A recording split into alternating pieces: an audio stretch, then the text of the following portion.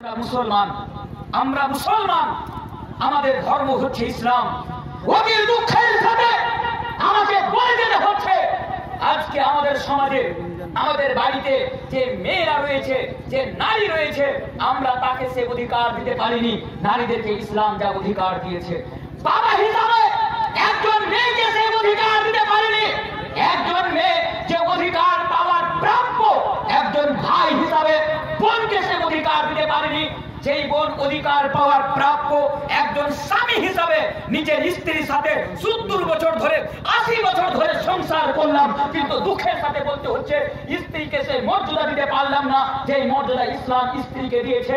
তারপরে আরেকটা দুঃখের বিষয়, আজকে যেই মায়ের গর্ভ থেকে আমরা জন্ম নিয়েছি, যেই মায়ের পেটে আমরা 9 মাস 9 দিন ধরে থেকেছি, যেই মায়ের 2.5 বছর ধরে দুধ পান করেছি, যেই মা আমাদের ভালোর জন্য, আমাদেরকে ভালো করে লালন পালন করার জন্য জানি না কত রকমের কষ্ট সহ করেছে, আজকে আমরা সেই মাকেও সেই অধিকার দিতে পারিনি যেই মা যে অধিকার পাওয়ার প্রাপ্য। যার ফলে আজকে আমি দুটি বিষয় আপনাদের সামনে নিয়ে এসেছি। ইনশাআল্লাহ তাআলা খুবই শর্টকাট টাইমের মধ্যে আমি আমার বিষয়টাকে আপনাদের সামনে ডিফাইন করার চেষ্টা করব ইনশাআল্লাহ তাআলা। আপনাদের আমার বাংলা কথা বুঝতে কি কোনো অসুবিধা হচ্ছে? আলহামদুলিল্লাহ। কেন? আমি একজন উর্দু ভাষী মানুষ, আমি একজন উর্দু ভাষী বক্তা, যেখানে যাই আমি উর্দুতে লেকচার বা উর্দুতে বক্তব্য রাখি, কিন্তু আপনাদের জন্য আজকে আমি বাংলায় আলোচনা করব। কারণ আমি যদি আমার ভাষাতে আলোচনা করি আপনাদের কথাগুলো একটু মাথার উপর দিয়ে চলে যাবে। ইনশাআল্লাহ উর্দুও নিয়ে আসবো, উর্দুও বলবো, বাংলাও বলবো, প্রয়োজন পড়লে ইংলিশও বলবো, যেটাতে বুঝবেন সেটাতে বুঝাবো ইনশাআল্লাহ তাআলা আজকে। তবে আসেন আপনাদেরকে আমার বিষয়টির দিকে নিয়ে যায়। যারা বলে ইসলাম নারীদের উপর অত্যাচার করেছে, 2 মিনিট তাদের উত্তরে বলে দিই। দেখো, ইসলাম নারীদের যা সম্মান দিয়েছে, ইসলাম নারীদের যা অধিকার দিয়েছে, আজ পর্যন্ত কোনো রিলিজন তা দিতে পারেনি। ইসলাম তাদেরকে বলে দেন, চ্যালেঞ্জ সহকারে বলে দেন, যারা ইসলামের ব্যাপারে বলে ইসলাম নাকি নারীদের উপরে অন্যায় অত্যাচার করেছে, তাদেরকে বলে দেন, আরে বোকা, ইসলাম নারীকে যা অধিকার দিয়েছে, ইসলাম নারীকে যা মর্যাদা দিয়েছে, ইসলাম নারীকে যা সম্মান দিয়েছে, আজ পর্যন্ত ইসলাম ব্যতীত অন্য কোন রিলিজন দিতে পারেনি, আর তা কিয়ামত পর্যন্ত দিতে পারবে না। আর তোমরা যদি আমার চ্যালেঞ্জকে অ্যাকসেপ্ট করতে চাও, তাহলে আসো সামনে, তোমাদের যতগুলো ধর্মগ্রন্থ রয়েছে, ঋগ্বেদ, যজুর্বেদ, সামবেদ, অথর্ববেদ, তর্কি পুরাণ, ভাগবত পুরাণ, অক্ষর পুরাণ, ভবিষ্যৎ পুরাণ, রামচরিতমানস, বাল্মীকি রামায়ণ, শ্রীমদ্ ভাগবত গীতা, যতগুলো বই রয়েছে তোমরা নিয়ে আসো, তোমরা বাইবেল নিয়ে আসো, আমি তোমাদের সামনে কোরআন নিয়ে যাব আর প্রমাণ করে দেব তোমাদের ধর্ম তাদেরকে কতটা অধিকার দিয়েছে আর আমাদের ইসলাম তাদেরকে কতটা অধিকার দিয়েছে। মনে রাখবেন এই কথা। আর একটু আগে আছেন, যখন এই বিষয়টি জানার জন্য যে ইসলাম নারীদের কি দিয়েছে, 1400 বছর আগে ইতিহাস যখন আমরা উঠিয়ে পড়ি, তখন আমরা বুঝতে পারি যে আজকে এই যে নারীরা আমরা দেখতে পাই, 1400 বছর 1500 বছর পূর্বে যে রূপ শামসির বাজারে, শামসির হাটে গরু এবং ছাগল বিক্রি করা হয়, সে রূপ নারীদেরকে, মেয়েদেরকে বিক্রি করা হতো। শুধু এতটাই নয়, আরে এই মেয়েদের থাকার কোনো, বেঁচে থাকার কোনো অধিকার ছিল না। আরে নারীদের পৃথিবীতে জিন্দা থাকার কোনো অধিকার ছিল না, তাদেরকে জিন্দা থাকার অধিকার দিয়েছে কে?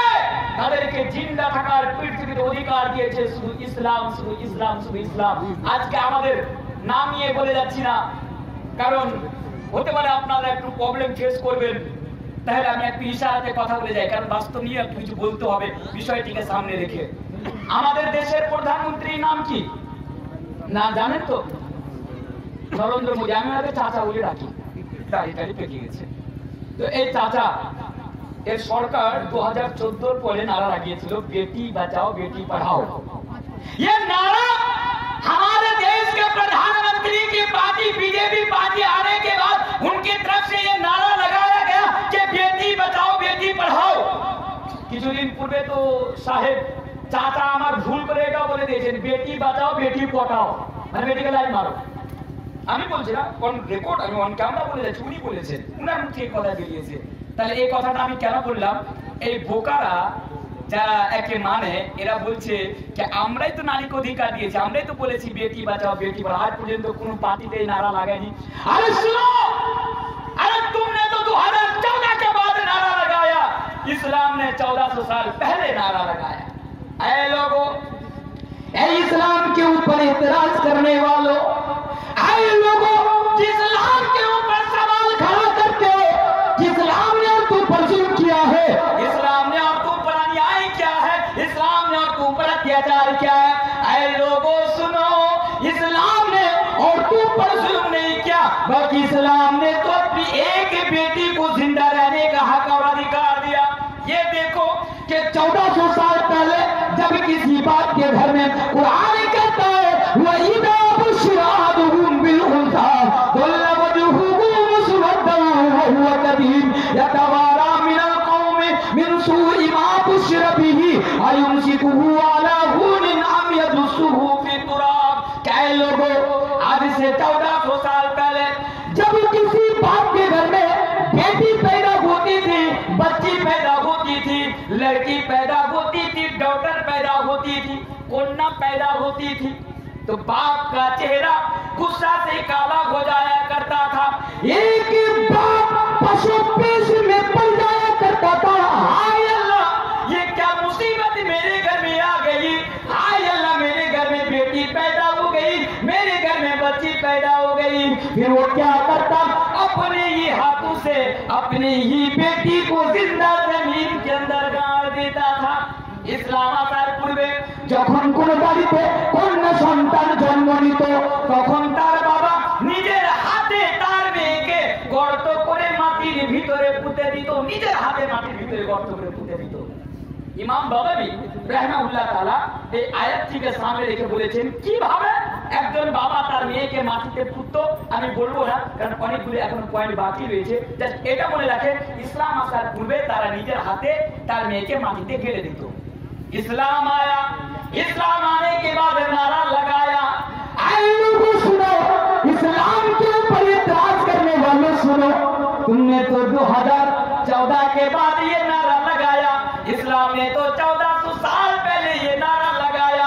वइदल मऊदतु सुइलत बिअय्यि दम्बिन कुतिलत। क्या लोगों, अगर तुम अपनी बेटी को कत्ल करोगे, ऐ लोगों, अगर तुम अपनी बेटी को जिंदा जमीन के अंदर गाड़ोगे, जिंदा जमीन के अंदर दफन करोगे, तो कल कयामत के रोज तुमसे सवाल किया जाएगा, कल कयामत के रोज तुमसे पूछा जाएगा, कल कयामत के रोज तुमसे आज किया जाएगा कि बताओ तुमने किसी जुर्म के बिना पर अपनी बेटी को कत्ल किया था। अल्लाह बोलছে তোমরা যদি কন্যা সন্তানকে হত্যা করো, কাল কিয়ামতের দিবসে তোমাদেরকে জিজ্ঞাসা করা হবে তোমরা কেন তোমরা হত্যা করেছিলে। তাহলে নারা কে লাগালো? ইসলাম নারা লাগালো। এখানে একটা জিনিস আপনারা মনে রাখবেন, আমার সামনে অনেকজন লোক আছে, একটা কথা মনোযোগ দিয়ে মাথার ভিতরে ভরে দেন। মা বোন, একটু আপনারা কষ্ট করে আজকে শুনে যান। একজন মেয়ে, তার বাবা একজন মেয়েকে 1400 বছর পূর্বে মাটিতে পুঁততো। কতদিন পূর্বে? মাটিতে তারা পুঁতে দিত 1400 বছর আগে। ওই কাজটা কি এখন হয় না? হয়তো হয় না, হয়তো মুসলমানেরা করে না, মুসলমানেরাও তো করে। আমাদের মতো আপনাদের মতো নির্লজ্জ দাড়িওয়ালা মুসলমান এই পাপ থেকে আজকে বেঁচে নাই। আমাদেরকে ভাবতে হবে, আরে 1400 বছর পূর্বে কন্যা সন্তান হত্যা করা হতো, আজকেও কন্যা সন্তান হত্যা করা হয়। পার্থক্যটা কোথায়? পার্থক্যটা হচ্ছে 1400 বছর পূর্বে কোন কন্যা সন্তান জন্ম নেওয়ার পরে তার বাবা ইমাম বাগাবী রাহিমাহুল্লাহ তাআলার কল অনুযায়ী 5 বছর 6 বছর যখন হতো তাকে মাটিতে বাবা পুঁততো, গেড়ে দিত। আর এখন আমরা করি কি, মায়ের পেটের ভিতরে তাকে আমরা মেরে দিই। যান মালদা হসপিটালে প্রমাণ চান, আমি আপনাকে প্রমাণ দিতে পারি, হাজারটা এরকম প্রমাণ রয়েছে। তথ্য চান, আমি আপনাকে তথ্য দিতে পারি, কারণ আমি বিনা তথ্য ছাড়া আপনার সামনে কথা বলি না। আজকে বিয়ে করেছেন, বাচ্চা বেশি নিব না, দুটার বেশি বাচ্চা নিব না। আজকে অনেক মুসলমানের মেন্টালিটি, দুটার বেশি বাচ্চা নিব না। কেন? वो तो नबी के मानने वाला है ना, वो तो वो तो हलो उधर चेला जरा बोलते हम दो हमारे दो, तो उसके मानने वाले, तो उसके फॉलोवर है, फॉलो करने वाले उसको हम दो हमारे दो। দুটা বেশি সন্তান নিব না। ভুল করে স্ত্রীর পেটে সন্তান চলে এসেছে, বুঝতে পারেনি, ব্যাপার মাথা খুব খারাপ, ডাক্তারের কাছে চলে গেছে। ডাক্তার বাবু আমি খুব পরেশানিতে আছি, আমি খুব অসুবিধাতে আছি, একটু কিছু করেন। ডাক্তার বলছে কেন, কি হয়েছে? বলছে দেখুন আমার অলরেডি দুটা সন্তান আছে, আর বেশি সন্তান চাই না, ভুল করে গর্ভের ভিতরে সন্তান চলে এসে এবার কি করবো? ডাক্তার বলছে বোকা কোথায় গা, এর জন্য তোকে ভাবতে হবে, অপারেশন করে নে, খাল্লাস করে নে। একটা কথা, একটা মাসালা মনে রাখবেন। আমি আপনাদের সামনে ফতোয়া দিয়ে যাচ্ছি না, তবে মাসালাটা আপনারা মনে রাখবেন। আপনার স্ত্রী যদি প্রেগনেন্ট থাকে আর ওই প্রেগনেন্ট অবস্থায় কোন মেডিসিনের মাধ্যম দিয়ে, কোন ডাক্তারের কাছে যে, কোন কবিরাজের কাছে যে, কোন ওঝার কাছে যে আপনি যদি সন্তানকে নষ্ট করেন, ওই সন্তানকে হত্যা করেন, তাকে যদি খাল্লাস করেন, আল্লাহর কসম খেয়ে বলে যাচ্ছি, যেই রূপ 1400 বছর পূর্বে যারা এই অন্যায় করেছিল, যাদেরকে যেভাবে জিজ্ঞাসাবাদ করা হবে, যাদেরকে যেভাবে প্রশ্ন করা হবে, এই মুসলিম তোমাকেও ছাড় দেওয়া হবে না, ওই বইয়ের কাছে মানুষেরা তোমাকেও ছাড় দেওয়া হবে না। কারণ কিয়ামতের দিবসে এর উত্তর আল্লাহ তাবারক ওয়া তাআলার আদালতে দাঁড়িয়ে তোমাকে দিতে হবে। আর এটাই হচ্ছে চূড়ান্ত, এটাই হচ্ছে চূড়ান্ত, আপনাকে দিতে হবে। তাই ইসলাম বলছে না তোমরা কন্যা সন্তানকে হত্যা করতে পারো না।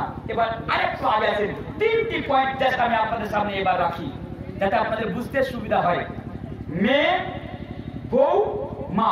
আগে মেয়েটাকে নেওয়া যাক। ইসলাম কি অধিকার দিচ্ছে? কারণ উম্যান এন্ড ইসলাম, আমার বিষয়টা হচ্ছে নারী এবং ইসলাম। আগে দেখুন মেয়েদেরকে, মেয়েদেরকে আজকে আমরা মেয়েদেরকে সে অধিকার দিতে পেরেছি না। আমি আপনাকে একটা উদাহরণ দিই বর্তমান বাস্তব সমাজে, যে একটা লোকের বাড়িতে 5টা বেটা আছে, ও বোলগাছি স্ট্যান্ডে পায়ের উপরে পা উঠিয়ে বিড়ি খেয়েছে আর সিগারেট খেয়েছে। এখন তো বিড়ি খাওয়া সিগারেট খাওয়া এটা কমন ব্যাপার, কমন ব্যাপার না? বিড়ি খাওয়া সিগারেট খাওয়া তো কমন। এটাকে জানেন আমরা কত দূরে এগিয়েছি, যে আমরা এটাকে গুনার কাজই মনে করি না। বিড়ি খাওয়া সিগারেট খাওয়াকে গুনার কাজই মনে করি না আমরা এটাকে। রাস্তায় আজকে আমি আপনাদের দাওসে আসছিলাম, মাদ্রাসা গেছিলাম, আসছিলাম, এই ছোট ছোট বাচ্চা বললে হয়তো ভুল হবে, এখন তামানি পয়সা সোজ হয়নি, আর রাস্তায় দাঁড়িয়ে বিড়ি খাচ্ছে, সিগারেট খাচ্ছে, সবাই যাচ্ছে দেখছে, কোনো ব্যাপারই না। এইগুলো আজকে আমরা, এই মুসলমান কে আমরা এগুলোকে গুনাহারি, এগুলোকে আমরা গুনাই মনে করি না। আজকে আপনাদের ব্যাপারে অনেক কিছু বলার আছে, একটু ধৈর্য ধরে আপনারা আমাকে একটু সময় দেন।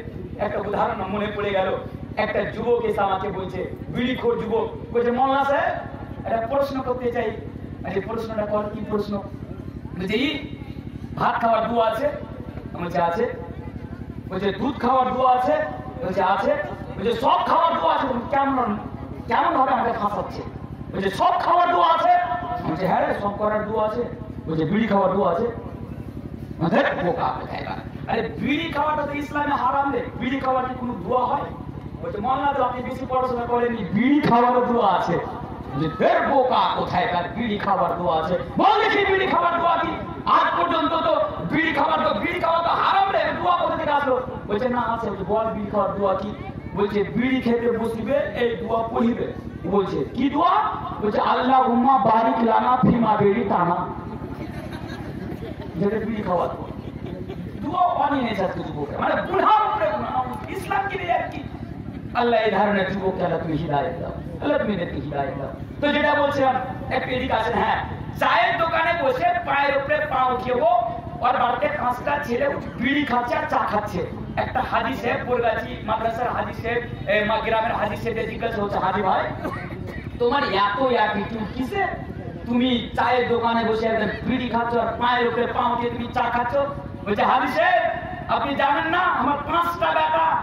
5টা সমাজে আমাদের গ্রামে শেষাবাদী সোসাইটিতে যার 6টা বেটা একটা লাঠি, এই 16টা বেটা আছে তো থোথনা তুলে ধরতে করবে। ওরা পাওয়ার খুব, আর পাওয়ার থামা যাবে না। সমাজে 6টা আর 10টা 15টা যদি ছেলে থাকে তো এরকম চায়ের দোকানে পৌঁছে। কেন বলছি? হাদিস কি বলার পরে যাতে আপনি বুঝতে পারেন, আপনার উদাহরণ দিয়ে আপনাকে বলে যাচ্ছি কথাটা। তো ও এভাবে বলছে আমার 5টা ছেলে। হাজি সাহেব বলছে তো কি হলো?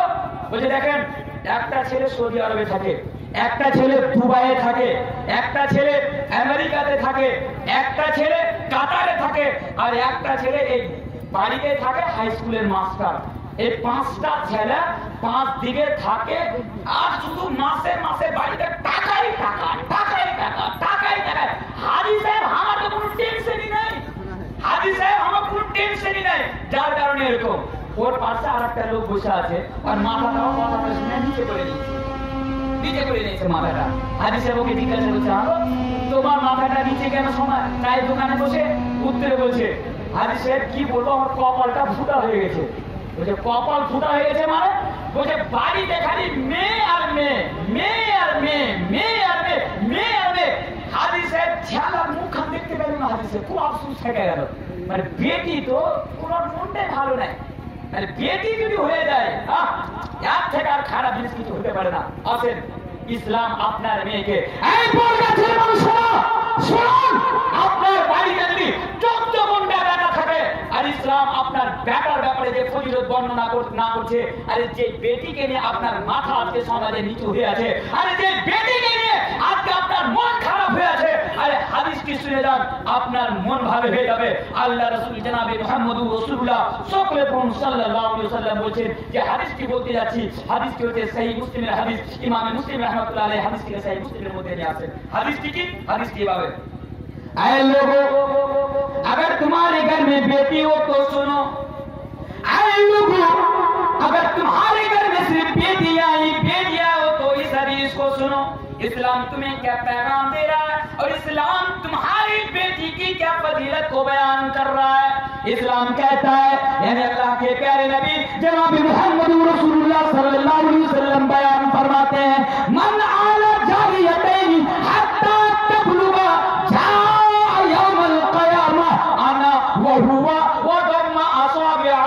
अल्लाह के नबी फरमाते हैं, ऐ लोगों अगर तुम्हारे घर में 2 बेटी होगी और सही तरीके से अगर तुम उसको पाल लोगे, उसकी परवरिश कर लोगे, उसकी तरबियत कर लोगे, और यहाँ तक के हत्ता तबलुगा तुम्हारी बेटी बड़ी हो जाएगी, तुम्हारी बेटी जवान हो जाएगी, तो अल्लाह के प्यारे नबी अपने उंगली के इशारे से ये बयान फरमा रहे हैं, ऐ लोगों कान खोल कर सुन लो, कल कयामत के रोज 2 बेटी के पालने वाले माँ बाप, 2 बेटी के पालने वाले वालिदैन मेरे साथ बिल्कुल ऐसे रहेंगे जैसे कि मेरी ये 2 उंगली आपस में लगी हुई है, जैसे कि ये 2 उंगली आपस में सटी हुई है, मिली हुई है।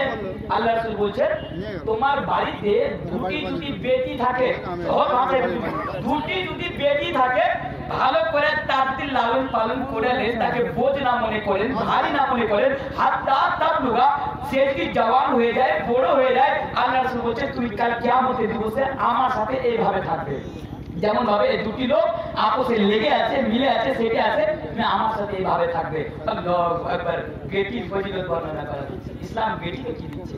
আরেকটি হাদিস, যে হাদিসটি এখন আপনাদের সামনে পড়বো, হাদিসটি সুনানে তিরমিজি বা অন্যান্য হাদিসের মধ্যে এই হাদিসটি আপনি এইভাবে পেয়ে যাবেন। আল্লাহ রাসূল এই হাদিসটিকে এইভাবে বলছেন, মান আলা জারিয়াতাইনি দাখালতু আনা বাহুল জান্নাত কাহাতাইন ওয়া আশারা বিউসবিআইহি। আল্লাহ রাসূল বলছেন, তোমার বাড়িতে 2টি বেটি থাকে, ভালো করে যদি তার লালন পালন করে নাও, তুমি জান্নাতে প্রবেশ করবে। আল্লাহু আকবার, সুবহানাল্লাহ পড়বেন না? আরে শুনুন, আপনার বাড়িতে বেটি থাকলে আল্লাহর রাসূল বলেছেন সেই হাদিস যে আপনি জান্নাতে প্রবেশ করবেন। তার সাথে আল্লাহর রাসূলের সাথে এমন ভাবে যেমন ভাবে এই 2টি লোক আমার লেগে আছে, আমার সেটে আছে, আমার মিশে আছে, আমি না আল্লাহর রাসূল বলেছেন আপনি এইভাবে আল্লাহর রাসূলের সাথে জান্নাতে প্রবেশ করবেন। দেখা গেল এই 2টি হাদিস শুনলেন, আপনার বইয়ের কাছে একটা মানুষ 5 ওয়াক্তের নামাজ পড়ে, কাল থেকে নামাজ পড়া ছেড়ে দিয়েছে। এবার গ্রামের লোক জিজ্ঞাসা করছে, হ্যাঁ তুমি তো আগে নামাজ পড়তে, জালসা করে তো মানুষ পরিবর্তন হয়, তুমি আমার নামাজ ছেড়ে দিলে, ব্যাপারটা কি?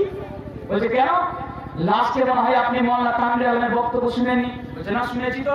বলছে কেন? তানভীর আলম বলেনি যে 2টি বেটি থাকলে আল্লাহ রাসূলের সাথে জান্নাতে যাব, আমার বাড়িতে 4টে বেটি নামাজ রোজা করে কি করবো, এমনি জান্নাতে যাব?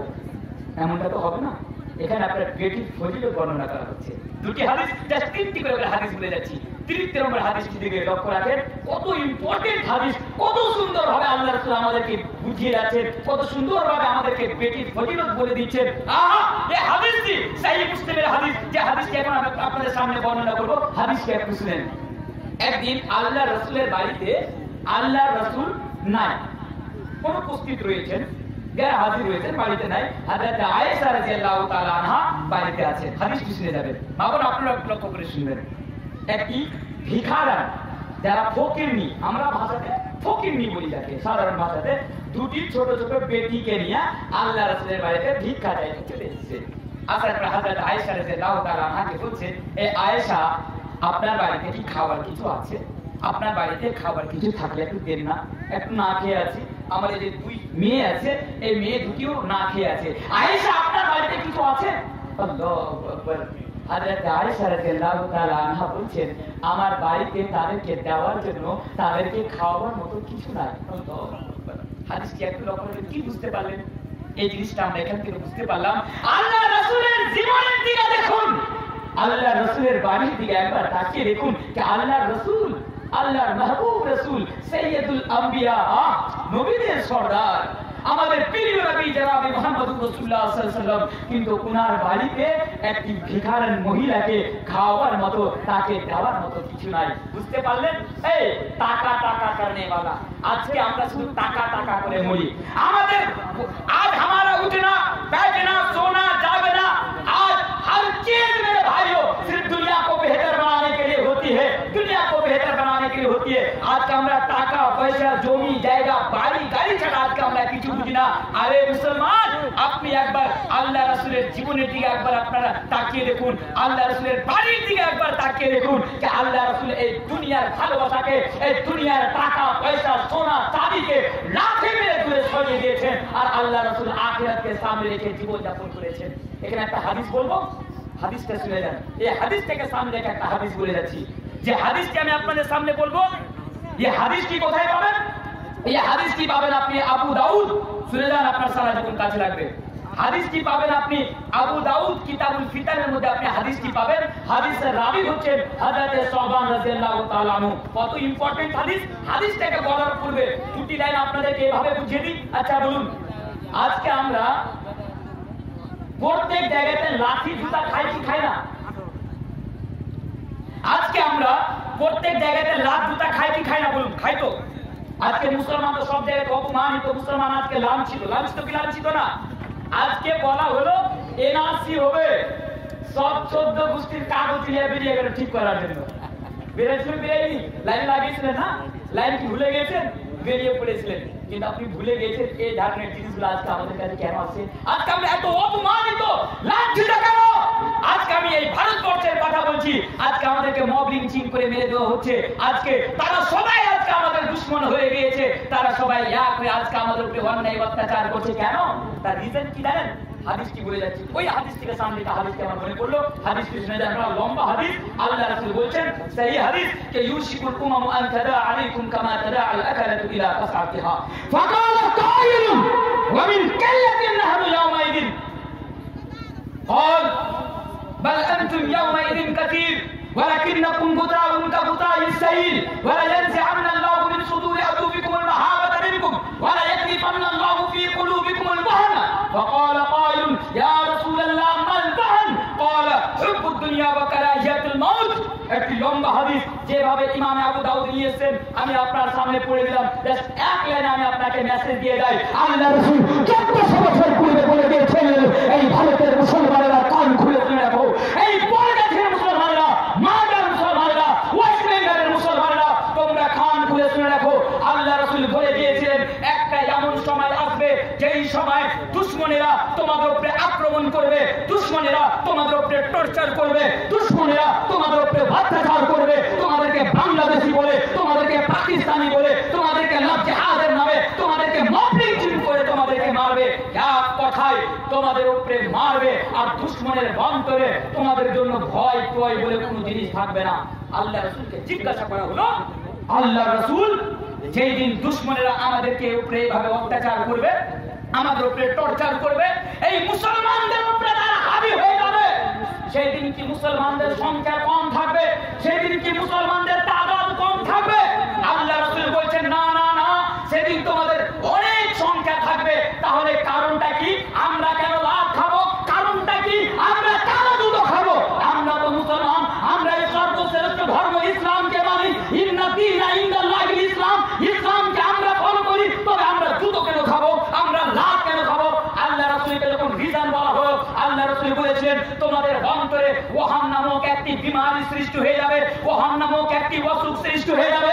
আল্লাহ রাসূলকে জিজ্ঞাসা করা হলো ইয়া রাসূলুল্লাহ মাল ওহান, ওহান কাকে বলে? আল্লাহ রাসূল বলেছেন হুব্বুদ দুনিয়া ওয়া কারাহিয়াতুল মউত, তোমাদের দুনিয়ার ভালোবাসা সৃষ্টি হয়ে যাবে। তাহলে আমরা বুঝতে পারলাম আজকে আমরা কেন অপমানিত, আজকে আমরা কেন লাঞ্ছিত হওয়ার, লাভ খাওয়ার আর অপমানিত হওয়ার কারণগুলোর মধ্যে একটি কারণ হচ্ছে আমাদের অন্তরে, আমাদের হার্টে, আমাদের কুলুবে আল্লাহ তাআলার এই দুনিয়ার ভালোবাসা সৃষ্টি হয়ে গিয়েছে, এই দুনিয়ার মহব্বত সৃষ্টি হয়ে গিয়েছে।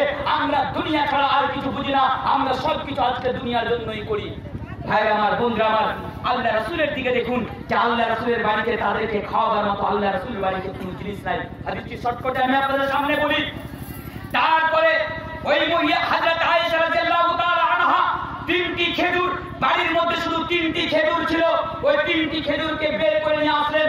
বের করে নিয়ে আসার পরে ওই মহিলাটির হাতে দিয়ে দিলেন। ওই মহিলাটি তিনটি খেজুরের মধ্যে একটি খেজুর একটি মেয়েকে দিল, আরেকটি খেজুর আরেকটি মেয়েকে দিল, একটি খেজুর নিজে খাওয়ার জন্য নিজের কাছে রাখলো। ওই বাচ্চা, ওই সন্তান দুটি, কন্যা সন্তান দুটি তাড়াতাড়ি ওই খেজুর দুটি খেয়ে তার মাকে বললো, মা তোমার হাতে যে খেজুরটি রয়েছে ওই খেজুরটি দাও। সেই মুসলিমের হাদিস, ওই মা ওই খেজুরকে দুই ভাগে ডিভাইড করলো, তাকসিম করলো, ভাগ করলো, বাটোয়ারা করলো। আর বাটোয়ারা করার পরে ওই কন্যা সন্তান দুটিকে দিয়ে দিল।